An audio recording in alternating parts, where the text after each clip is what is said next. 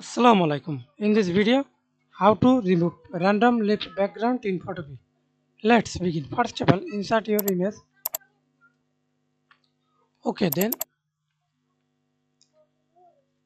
duplicate image. Press Ctrl Z. Duplicate image. Channels blue is blue. Then press Ctrl L. Black it. Apply. Position this. Then click OK. Go to Select tab. Color range white.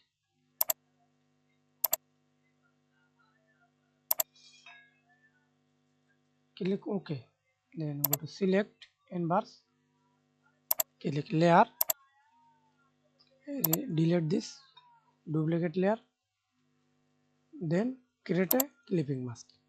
And now finally we can see this remove background. Thanks for watching video. Please subscribe to my channel, like, comment, share.